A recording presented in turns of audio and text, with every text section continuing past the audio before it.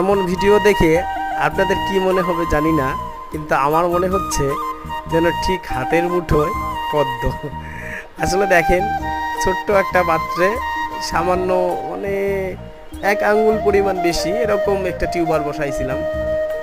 তো দেখেন কীরকম গ্রোথ আর কীরকম পদ্ম হয়েছে। একটা ফুল ফুটে গেছে অলরেডি, আরও 2টা কলি ভিতরে আছে। আমি জানি আরও হবে এতে। আসলে এটা সম্ভব, আমাদের দেশীয় জাতগুলো দ্বারা সম্ভব না, এগুলো বাইরের হাইব্রিড জাত। এটা হচ্ছে মৃণা লিলি।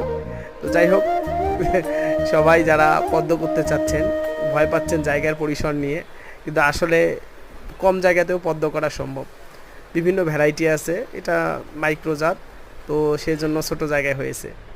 তো সবাই আমার বাগানের জন্য শুভকামনা রাখবেন, সবাই ভালো থাকবেন, আর প্রার্থনা করবেন আমার রাধা মাধব যেন আমার উপর এরকম কৃপা দৃষ্টি সারা জীবন রাখেন। ভালো থাকবেন সবাই।